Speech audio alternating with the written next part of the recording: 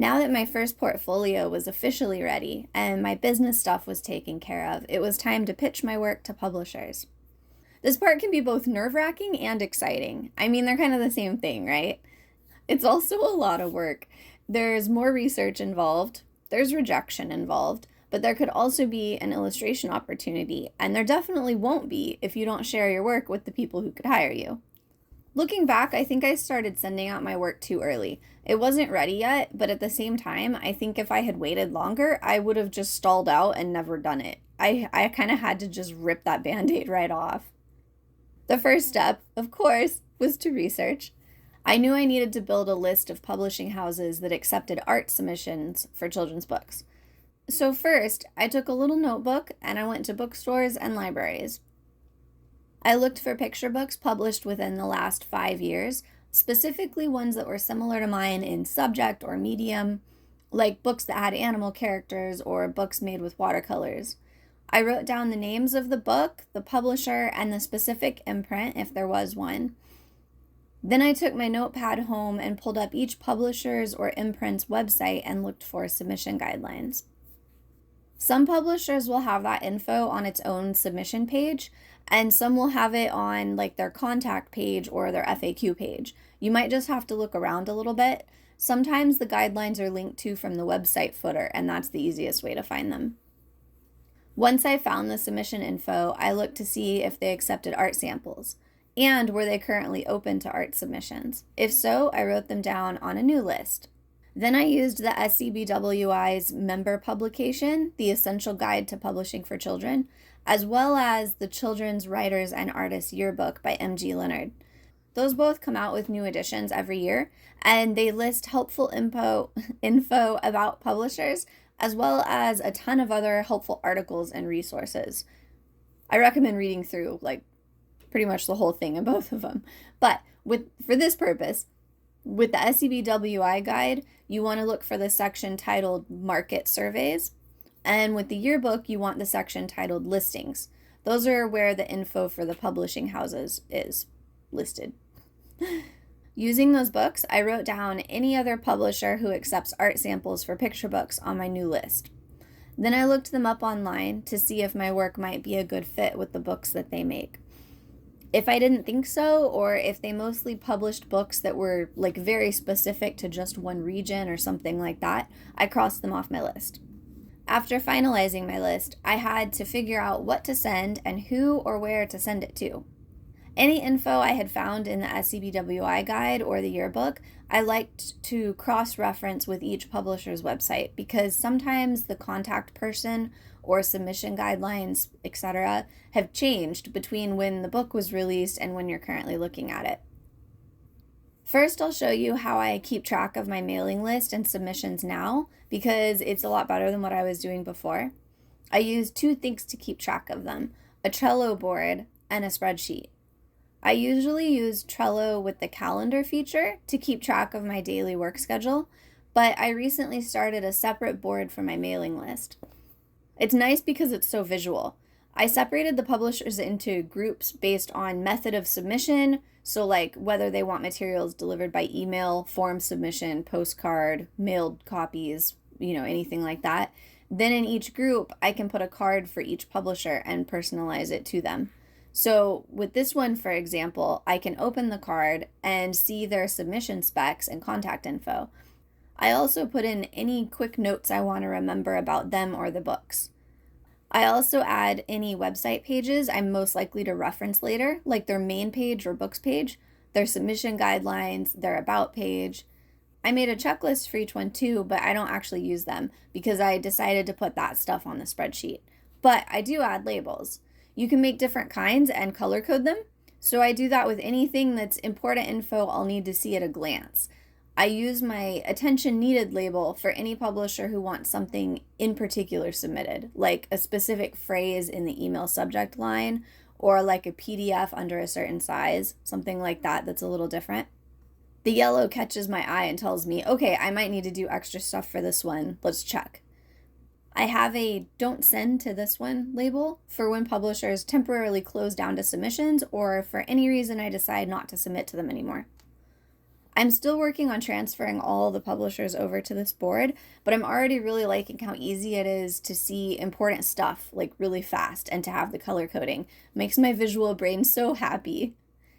When I send out samples now, I use this Google Sheets template called Team Roster because the colors make the process more fun and you can change the colors and all that. I started with only sending samples out once or twice a year, but now that I try to send them out every quarter, I like to change the colors to match the season, and I like to add a picture of something seasonal too to kind of brighten it up a little bit. For my last fall one of my old fall illustrations sat on the top, and I've had all the oranges and yellows and everything. And here's my current one for winter. So real quick, I'll show you what I have labeled. In the leftmost column, I have a really narrow column that I use to monitor submission process, and I'll share more about that later.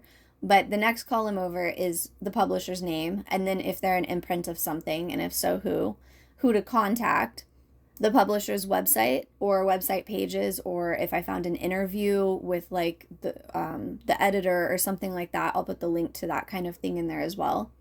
The submission email or address if it's going to be a mailed sample, the submission specs, what exactly they want submitted, and if they have any particular things that they're asking for, and then the date that I sent it out, the materials that I actually submitted. And then I also like to have a column for if there's an auto submission received notice, just because I like to keep track of it. And then I have a column for if they gave a response, including like a form rejection, any type of response at all. And if they did, what date was it sent? And then the last column is for notes, anything that I want to remember about that publisher that will help me when I'm sending samples the next time. My first few spreadsheets were made in Excel. Check out that chaos. It's so intense. I hate it. The very first one I made, I printed out and did the tracking manually. I love that analog, but it turned into such a mess so quickly. I mean, not that my Excel one didn't either, obviously, but still, it was just too hard to make adjustments on a paper version. You need to be able to update your list easily. That's why I like using the Trello board and the Google Sheets template now. Okay, here's a photo to make us calmer after that spreadsheet chaos. Yes, that's better. As for who to address the letter to, I like to address my submissions to the person in charge of hiring or working with the illustrators if I can. Like I mentioned, sometimes they'll be listed on the staff or About Us pages, but when trying to see who to address your submissions to, know that you won't always be able to find out. People in the publishing industry move around a lot, and a name you had for an art director last spring might not be accurate by fall. If you get the publisher's weekly newsletter, they'll mention some of the job moves. Since I like to personalize my submission letters, if I saw someone speak at a conference or saw a very current interview with them, I might mention that, but I don't want to feel like a stalker. So if I can't find who to write to easily, I just try to personalize my letter to the publishing company itself and address it to art director. I don't honestly know if this is the best approach. It's just what I feel most comfortable with. Sometimes the titles will be different too. Like you might not be writing to an art director, it might be a creative director or a director of design or an editor of some sort. And so if you can find that information on their website, then I'll try to use the title that I can find. I used to do a lot of research to find the correct names, like for each person that was in the position, but a lot of times I didn't feel confident that I had the right one because sometimes there would be multiple designers or multiple editors, and I wasn't sure which one exactly I should be writing to. And the process took an awful lot of time, especially to end up addressing it to the wrong person anyway, if that's what ended up happening. So I kind of stepped that back a little bit. Even so, the process can still take a lot of time, so make sure you're prepared for that. Every time I get ready to send updated samples, I do a quick check of any publishers that I do have names for to make sure that that's still who to send it to. And that adds up, when you have a list of a lot of publishers. As far as what I send along with my letter, different submission different submission materials are requested depending on the publisher.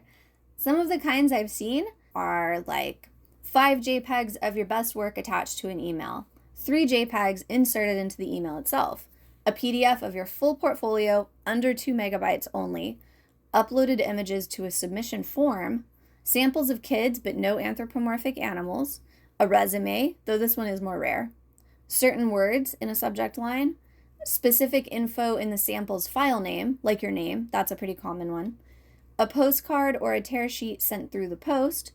If you'd like to see how I make my tear sheets, I'll put the link of a video walkthrough that I did in the description for you, etc. There's a lot of variety. So I write in my spreadsheet which types of materials or labeling each publisher asks for. That was that submission specs column. Then I make several different sample types. I'll talk more on that in a minute. And I keep them in little bunches on my desktop or in separate folders. And that way I can easily find them. If a publisher asks for something more unusual, like a resume, I'll label it as being specifically for that publisher. Like it'll be in its own folder. For writing the letters, I don't know how good I actually do at writing mine, so don't take these as templates, but I'll share some examples of what I've written in my submission letters. I know it can be kind of nerve-wracking, especially when you're sending those very first ones off. This first one is from my very first round of sample submissions. I tried to share some info that I thought they might like to know just about me and how I work because I had never talked with them before. The second one is from the next round. It's pretty similar, but I tried to change my wording up a little bit. I was kind of adapting what I thought would sound good. Yeah. In the third, I tried to start personalizing it a little more for the publisher that I was submitting to. In my fourth round, I tried more personalizing, and I shared about my first professional book I'd made because I wanted them to know that I was reliable and could work professionally and meet deadlines. The fifth round, which was just a few months ago, is when I started stepping back a little. I still personalized a lot of my submissions, but they weren't as detailed, and I experimented with how I wanted to send updates, like the wording that I wanted to use.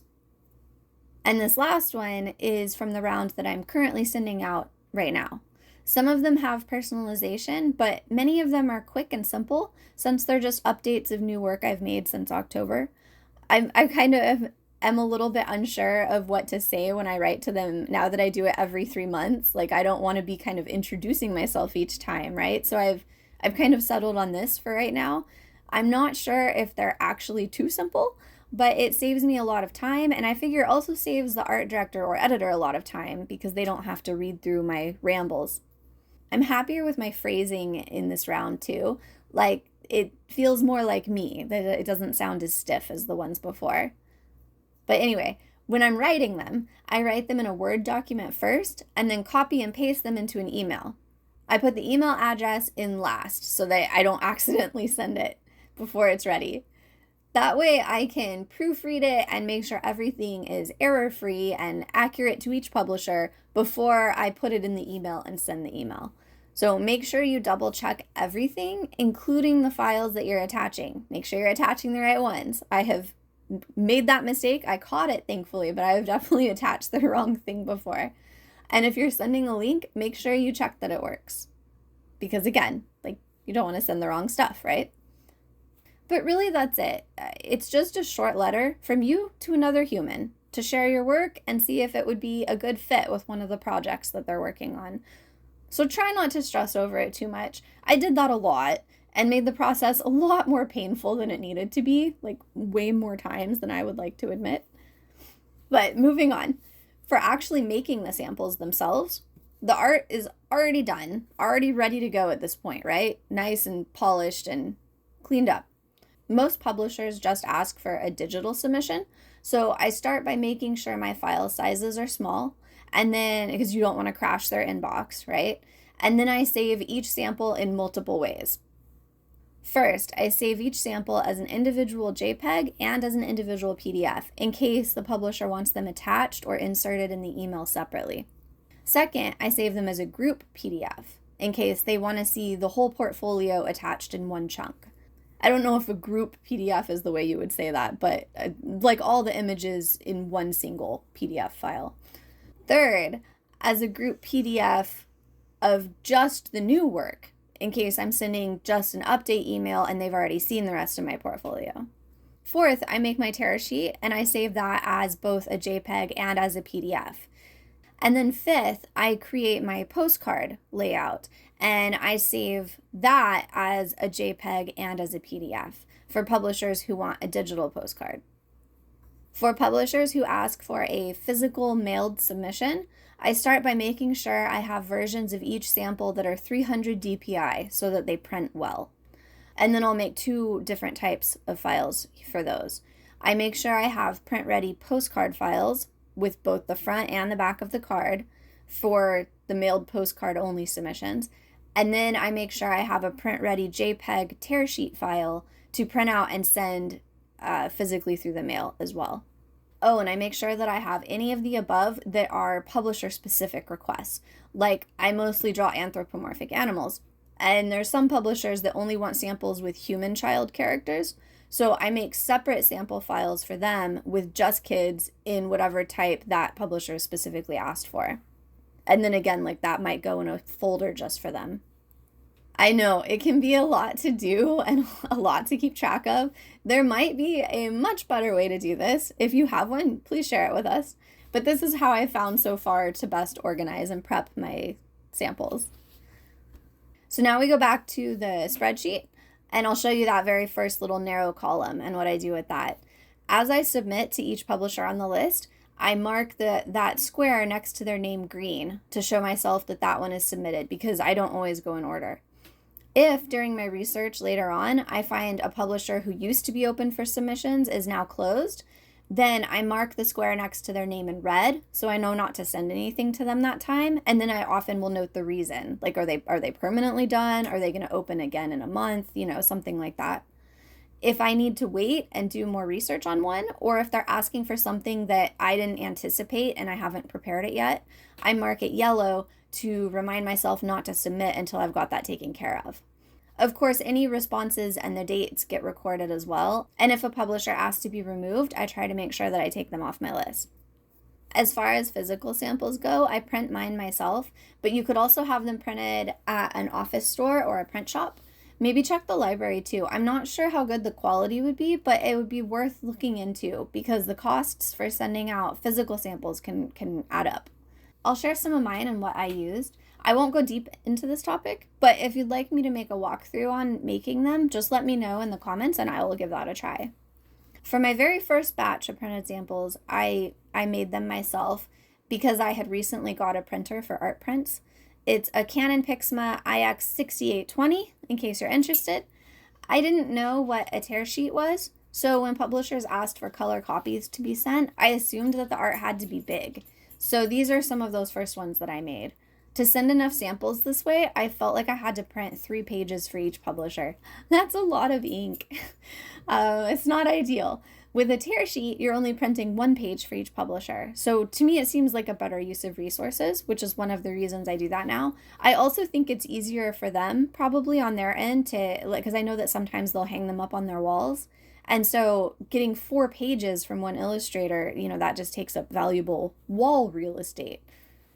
Anyway, with these first ones, I hand wrote my contact info, which might be okay for some of you, but my handwriting is not pretty, so it didn't look very good. I was also in the middle of learning to use my scanner and printer and fighting with those a lot, and you can see it in the quality of the samples. This paper I like. It's the Moab Lazul Photo Mat 235. I'd actually gotten it for art prints, so it's a nice weight. Like, it might be excessive for sending samples. I'm actually not sure. But I couldn't get the colors and textures to look right, like I said, because I was still learning. And for my postcards, I got those made through Vistaprint.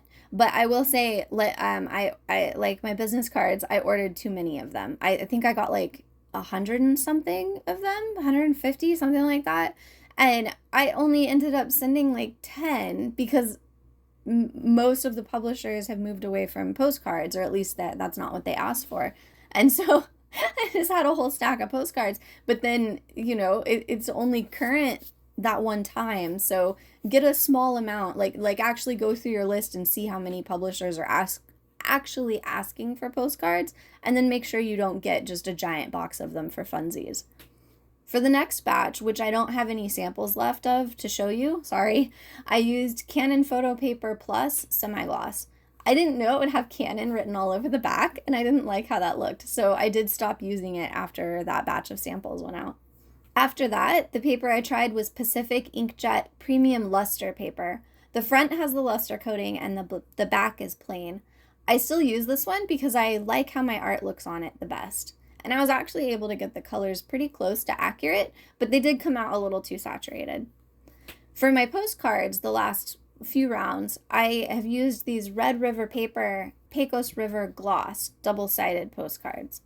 I had to fight with my printer to get it to stop moving the image up and leaving this white line, but I like the postcards themselves. I still use these, and I just write the addresses in with a Sharpie, because it's glossy on both sides. I keep a roll of postcard stamps just for sending these little guys out. For sending the full page samples, I use a cardboard mailer. I used to wrap the tear sheet in a cellophane sleeve and use washi tape to attach it to a backing board. It's like I would do an art print, but now I feel like that's a little excessive.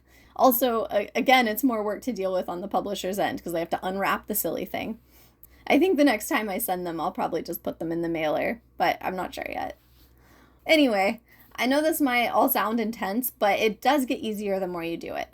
And the later samples are easier to send than that first batch because then you can just mention that you're sending them updated work. You don't have to actually introduce yourself anymore. Also, I want to note that a good deal of luck and timing goes into matching an Illustrator with a text. So just because you don't hear anything back does not mean your work's not good. I've heard that a lot of editors and art directors keep art up in their office on the wall, like I mentioned, or bookmarked, waiting for a project to come in that would be a good fit with it. So keep practicing, make your new work, send your work out. You never know when the stars might actually align. And I try to work on other projects and portfolio pieces in the meantime. I aim for making like 2 new portfolio pieces each month, and that way I consistently have new art to share when I send out the next batch of samples in 3 months. In the next part, I'll share about what I did the next year to improve my skills. There was a lot of growth that year. Until next time.